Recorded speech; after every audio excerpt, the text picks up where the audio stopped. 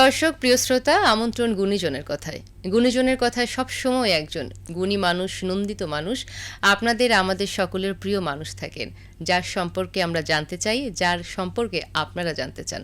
সেরকমই একজন গুণী মানুষ আজ স্টুডিওতে উপস্থিত আছেন অতিথি হয়ে। তার সাথে আলাপচারিতায় কাটবে আমাদের পুরোটা সময়।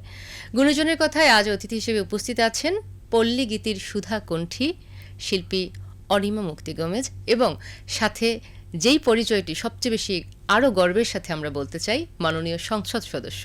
খুবই গর্বের সাথে এবং খুবই ভালো লাগার সাথে আপনাকে সাথে পেয়ে মনের ভাবটা আসলে প্রকাশ করব কিভাবে, যে যেখানে ভালো লাগাটা অনেক তীব্র হয়ে যায়, ভাষা সেখানে রুদ্ধ হয়ে যায়। তো তারপর বলেন, কেমন আছেন? ভীষণ ভালো লাগলো আপনার কথা শুনে।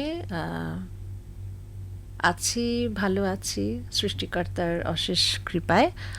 আর খুব ভালো লাগছে আজকে আবার আমার সেই প্রাণের জায়গা বাংলাদেশ বেতারে আমি আসতে পেরেছি এবং আপনাদের সাথে একাত্মতা হতে পেরে। প্রিয় সময় সবসময় দ্রুত কেটে যায়, আজও জানি তার ব্যতিক্রম হবে না। তারপরও জানতে চাই যে প্রিয় মানুষটা, আমাদের এই প্রিয় দিদি, আমাদের প্রাণের মানুষ, তার শৈশব, কৈশোর এবং বেড়ে ওঠা সেই জায়গাটা আমরা একটু যেতে চাই। আমার শৈশব, কৈশোর এবং যৌবন,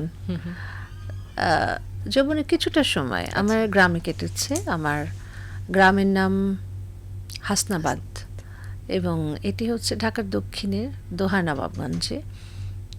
তো ছোটবেলায় আমি ভীষণ দুরন্ত ছিলাম। কখনো কখনো আমাকে এই জন্য বাতাসি ডাকা হতো, কারণ আমি চোখের পলকে এখান থেকে আরেকটি জায়গায় চলে যেতাম। আমাদের গ্রামটি ছিল গোছানো একটি গ্রাম, ভীষণ সুন্দর, ছিমছাম, এবং অনেক বড় বড় খেলার মাঠ ছিল বাড়ির সামনে পিছনে। সেখানে সারাদিন খেলতাম আমার ছোট্টবেলার সাথীদের সাথে। তারপর একটা সময় ভীষণভাবে গানের প্রেমে পড়ে গেলাম, গান করতাম।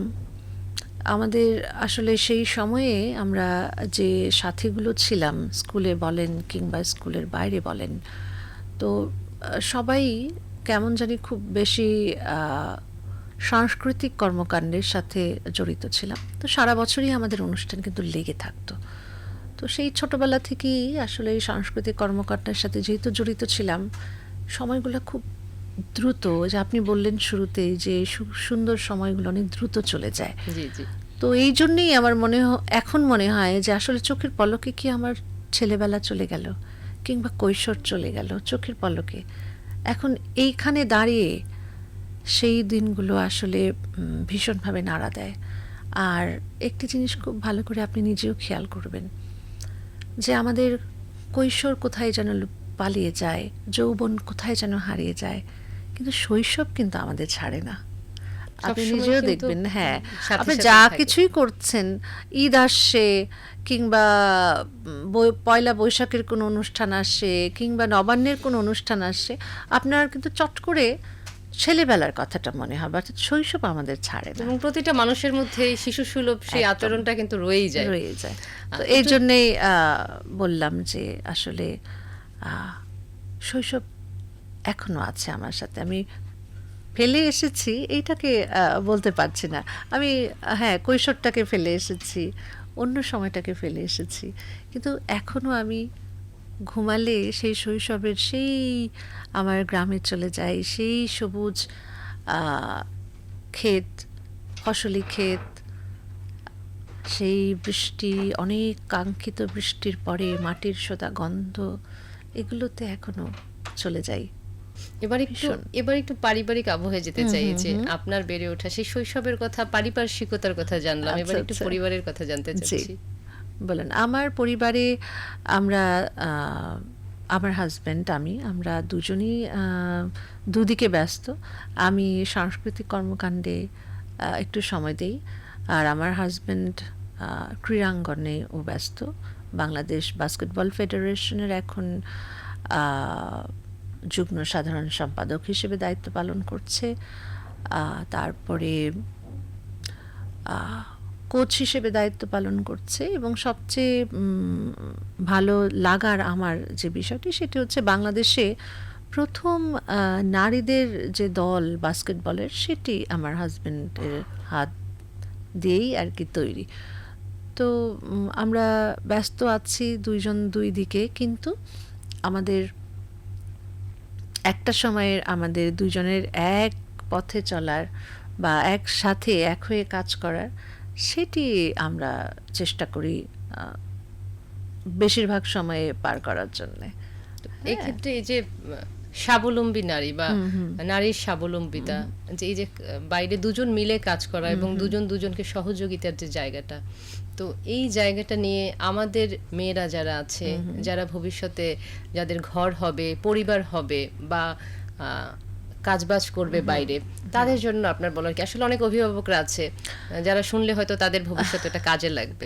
হ্যাঁ, অবশ্যই এটা আমি একটু শেয়ার করতে চাই। সেটি হচ্ছে যে আসলে প্রথম যে বিষয়টা, সেটি হচ্ছে যে জীবন সঙ্গী নির্বাচন, এটা অনেকটা লটারির মতো। জি জি। অনেক সময় দেখা যায় যে নিজের পছন্দ করা বিয়ে সেটা খুব ভালো হয়। আবার অনেক সময় আমি যারা বিয়ে করবে এই প্রজন্মের জন্য আমি বলছি, বড় হবে বিয়ে করবে তাদের জন্য বলছি, আবার অনেক সময় দেখা যায় যে বাবা মা যাকে পছন্দ করে দিল তার সাথে বিয়ে হলে ইয়ে হয়। আসলে সব ক্ষেত্রেই ভালো এবং মন্দ আছে। লটারি বললাম না, যার ভাগ্য ভালো হয়ে যায় তো খুব ভালো, আর যার ভাগ্যে এটি সমস্যা হয় সেটি একটু কষ্টকর। এখন আসি হচ্ছে যে দুইজনকে কিভাবে সহযোগিতা করবে বা দুই জায়গায় দুইজনে কিভাবে কাজ করবে। আমার যেভাবেই বিয়ে হোক না কেন মানুষের, আমার মনে হয় পরস্পরের প্রতি শ্রদ্ধা বোধটা হচ্ছে সবচেয়ে বড়, এবং স্যাক্রিফাইস, ত্যাগ স্বীকার হচ্ছে বিবাহিত জীবনের মূল মন্ত্র। আপনি দেখবেন যে পরিবারে একজন আরেকজনের জন্য স্যাক্রিফাইস করছে না, সেই পরিবারে কিন্তু শ্রদ্ধা বোধ নাই, সেই পরিবারে কিন্তু শান্তি নাই। তো শান্তির জন্যে শুধু একজন স্যাক্রিফাইস করবে, একজনে আত্মত্যাগ করবে তা নয়, কিন্তু এখানে উভয়কেই কিন্তু ত্যাগ স্বীকার করতে হবে। আমি যখন ব্যস্ত থাকি তখন আমার হাজবেন্ড, আমার স্বামী যদি আমাকে সহযোগিতা না করে, তখন যদি সে তার দিকটাই বিবেচনা করে, তাহলে কিন্তু আমি বের হতে পারবো না। আবার আমার হাজবেন্ড যখন কাজ করে, আমি যদি আমার সুবিধাটা এখানে বিবেচনা করি, তাহলে কিন্তু সেও এগিয়ে যেতে পারছে না।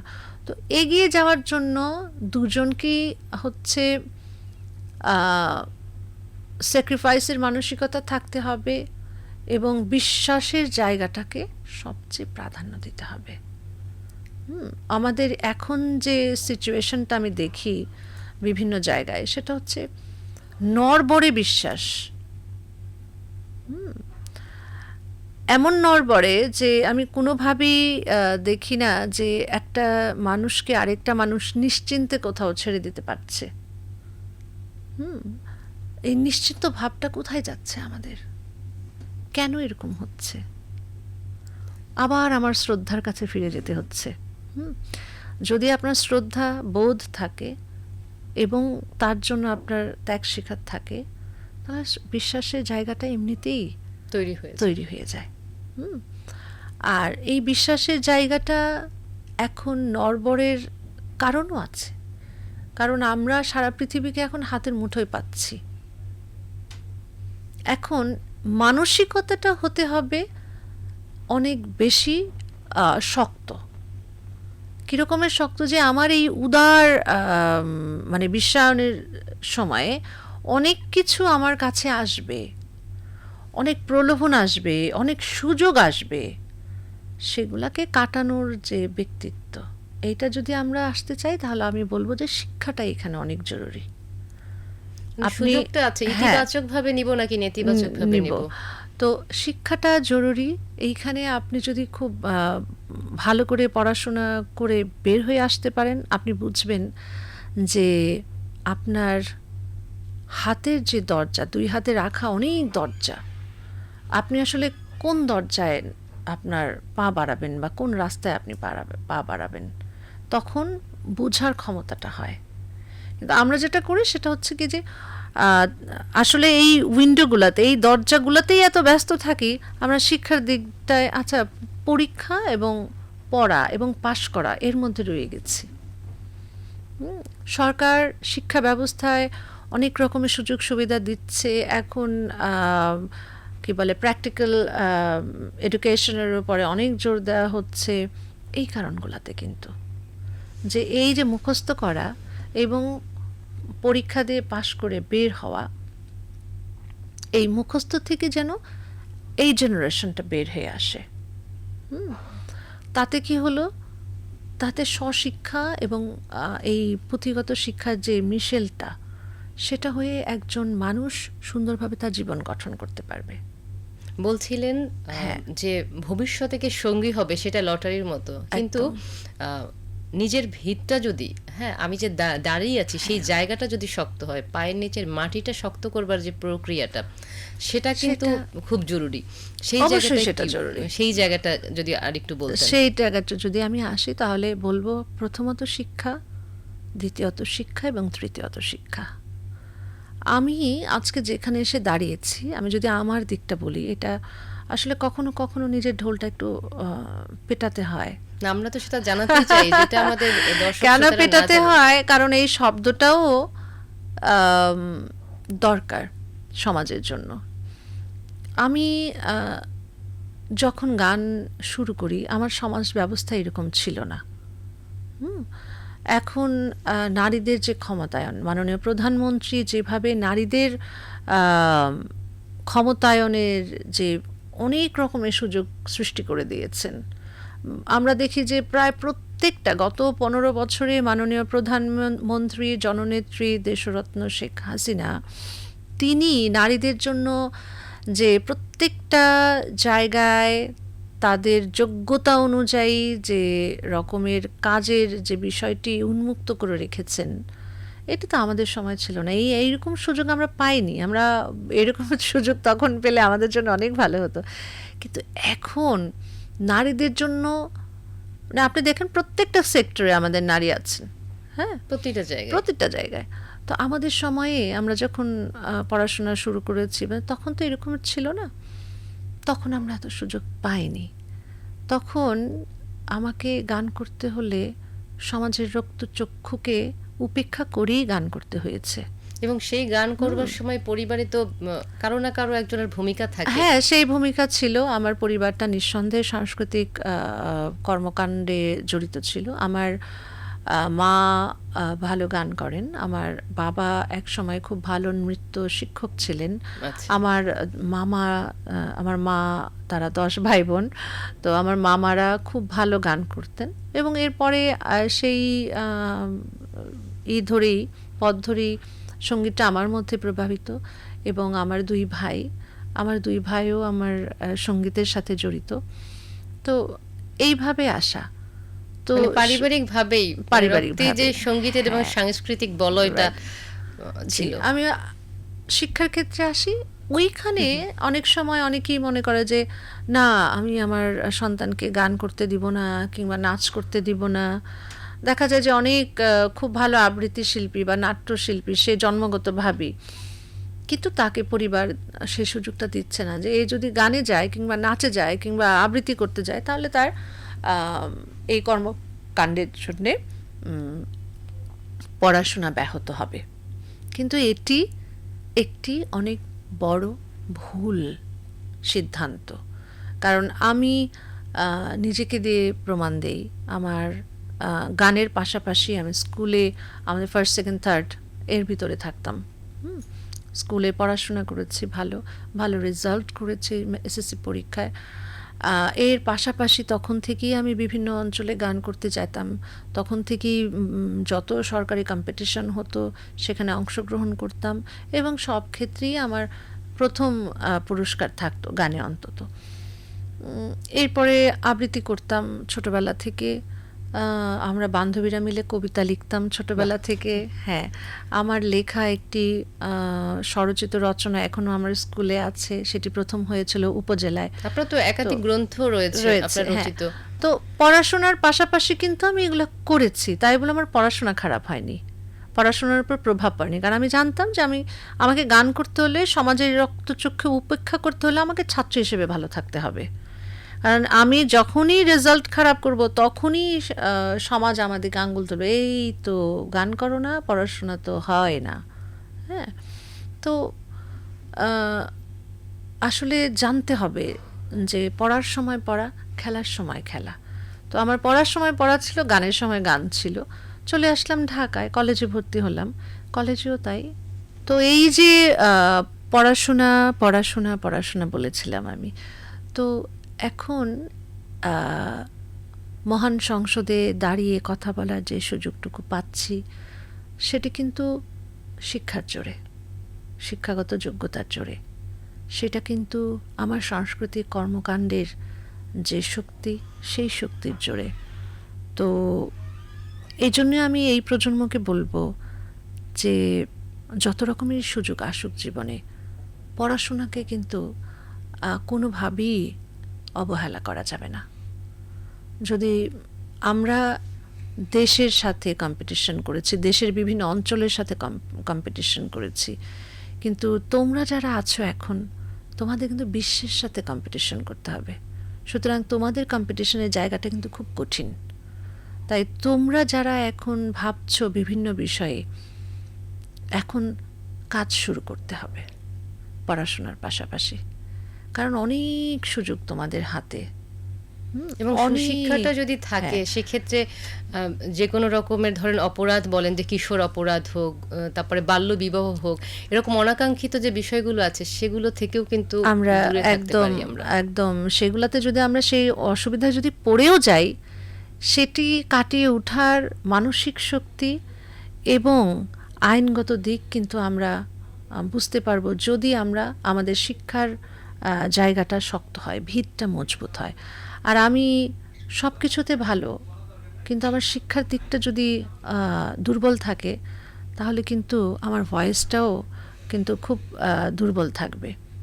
পৃথিবীতে এখন যদি তোমরা ছোটরা যারা আছো, যারা এগিয়ে আসতে চাও, পৃথিবীর সামনে যদি তোমরা উঁচু গলায় কথা বলতে চাও, দুটো জিনিস খুব ভালোভাবে লক্ষ্য রাখতে হবে। একটা হচ্ছে তোমার নৈতিকতা এবং দ্বিতীয় হচ্ছে শিক্ষা।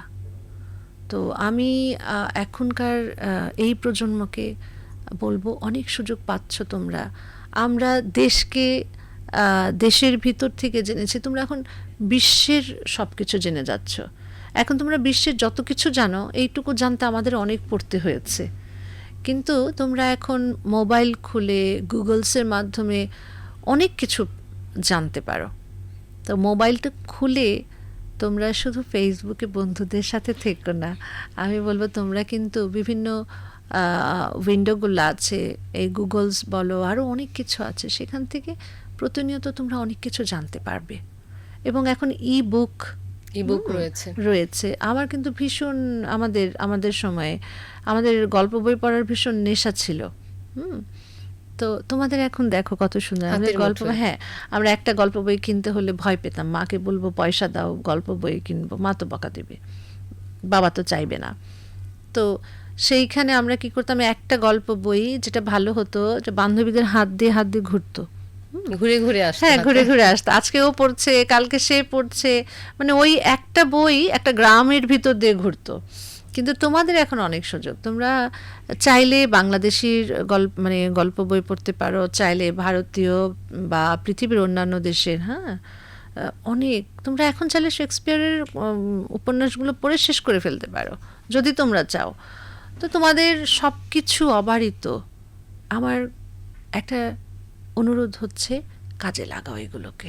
একদমই তাই। আমাদের দর্শক শ্রোতা যারা আছেন, তাদের সন্তান যারা আছেন, যারা আমাদের আজকে দেখবেন, আপনার এই আলাপচারিতা, আপনার কথাগুলো শুনবেন নিশ্চয়ই।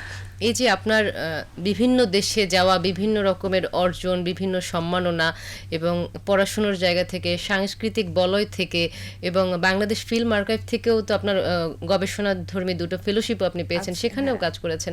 তো এই যে এত কাজ করা, এত কিছুর মধ্যে আছেন, নিশ্চয়ই আপনাকে দেখেও মানে এই প্রভাবটাও তাদের উপরে পড়ুক, যে ইতিবাচক দিকগুলো তারা তাদের মধ্যে ধারণ করুক। তো একদম শেষের দিকে চলে এসেছি। আলাপচারিতার ফাঁকে আপনি বলছিলেন যে গান কবিতার কথা তো আমাদের বারবারই আসছিল, তো একদম শেষের দিকে এসে যদি আমাদের দর্শক শ্রোতাদের জন্য আপনি একটি গানের দুটো লাইন অথবা আচ্ছা, দুটো একটি ঠিক আছে। কবিতার দুটো লাইন যদি শোনান। আচ্ছা, গান, আমি গানের মানুষ তো, হ্যাঁ হ্যাঁ গান অবশ্যই। করতে আমার ভালো লাগে। গান গান আসলে মনে হয় যেন আমি প্রাণ ফিরে পাই, কারণ কথা বলাটা কঠিন আমার জন্যে। আচ্ছা। গান করাটা অনেক সুবিধার। যাই হোক, গানের আগে আমি আপনাদের সবাইকে ধন্যবাদ জানাচ্ছি যারা এই অনুষ্ঠান শুনছেন কষ্ট করে, এবং এই অনুষ্ঠানকে যারা আয়োজন করেছেন অনুষ্ঠানটি, তাদের ধন্যবাদ জানাই আমাকে এই সুন্দর একটি অনুষ্ঠানে আমন্ত্রণ জানানোর জন্য। আর এখন যেটি ভালো লাগে সেটি হচ্ছে যে আহ, আহ্বান জানাতে ভালো লাগে। এই নতুন প্রজন্ম যারা বড় হচ্ছে, ইতিহাস তারা ভালো করে জানুক, বঙ্গবন্ধুকে ভালো করে জানতে হবে তাদেরকে, মুক্তিযুদ্ধকে বুঝতে হবে, এবং মাননীয় প্রধানমন্ত্রীর যে আহ্বান, হুম, এই 2040 সালের মধ্যে স্মার্ট বাংলাদেশ গড়ে তোলার, তো এই প্রজন্ম যদি জেগে ওঠে, এরা যদি সত্যিকারের মুক্তিযুদ্ধকে হৃদয়ে ধারণ করতে পারে, তাহলে আমার মনে হয় যে স্মার্ট বাংলাদেশের জন্য আমাদের 2040 সাল পর্যন্ত যেতে তার হবে আগেই না, আমরা এগিয়ে তার যেতে পারবো। আগেই এগিয়ে যেতে পারবো। কারণ মাননীয় প্রধানমন্ত্রী কিন্তু এই যে বাংলাদেশের জনসংখ্যার আধিক্য, এই আধিক্যকে কিন্তু শক্তিতে রূপান্তরিত করে তিনি কিন্তু এখন বাংলাদেশকে মধ্যম আয়ের দেশে পরিণত করেছেন। এটি একটি অসম্ভব বিষয় ছিল। তো সেটিকে অসম্ভব করেছেন আমাদের মাননীয় প্রধানমন্ত্রী, দেশরত্ন জননেত্রী শেখ হাসিনা। আমি তার প্রতি আমার কৃতজ্ঞতা ধন্যবাদ জানিয়ে যে গানটি গাইব, সে গানটি লিখেছেন মরমী গীতিকবি কুটি মনসুর, যেখানে বাল্যবিবাহের যে পরিণতি কি হয়, একটি মেয়ে অল্প বয়সে বিয়ে হলে শ্বশুর বাড়িতে গিয়ে একটি অন্যরকম পরিবেশে তার কি কষ্ট হয়, সেই কষ্টগুলো বর্ণনা করা হয়েছে। সেই গানটি আমি গাইছি এবারে। ওরে ও দরদি আম্মা জান, তোমার কলিজার টুকরা আদরের কন্যায় আমি জরিনা সুন্দরী। ওরে ও দরদি আম্মা জান, তোমার কলিজার টুকরা আদরের কন্যায় আমি জরিনা সুন্দরী। না জানিয়া দিছো বিয়া গেলাম পরের বাড়ি, ঘরে জল্লাই দা শাশুড়ি।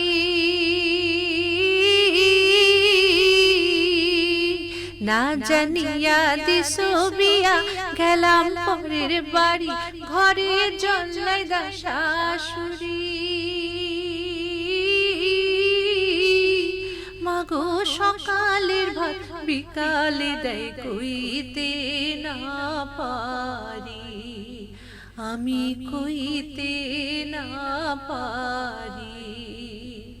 ননদি দেবরে জ্বালা কইলে পারে দ্বিগুণ জ্বালা রে, আমি জ্বালায় জ্বালায় জইলা মরি। ও মাগো জ্বালায় জ্বালায় জইলা মরি, আমি জরিনা সুন্দরী। ওরে ও দরদি আম্মা জান, তোমার কলিজার টুকরা আদরের কন্যায় আমি জরিনা সুন্দরী। বাহ, অনেক ধন্যবাদ, অসাধারণ। প্রিয় দর্শক, প্রিয় শ্রোতা, শুরুতেই বলেছিলাম প্রিয় সময় কিন্তু দ্রুত চলে যায়, আর সেই ধারাবাহিকতা একদম শেষের দিকে চলে এসেছি। আর যাবার আগে অবশ্যই বলতে চাই, আমাদের আজকের অতিথির সাথে গলা মিলিয়ে তার কথা থেকে নিয়ে তার কণ্ঠের সাথে একসাথে তাল মিলিয়ে বলতে চাই যে আসুন নিজেদের সন্তানদের সুশিক্ষায় শিক্ষিত করি, সাংস্কৃতিক বলয়ের মাধ্যমে তাদেরকে গড়ে তুলি, দেশকে ভালোবাসতে শেখাই, মুক্তিযুদ্ধের চেতনায় বঙ্গবন্ধুর আদর্শে উজ্জীবিত করি, দেশকে ভালোবাসতে শেখাই, মানবিক মানুষ হিসেবে গড়ে তুলি। এমনই আহ্বানে আজকের মতো শেষ করছি গুণীজনের কথা।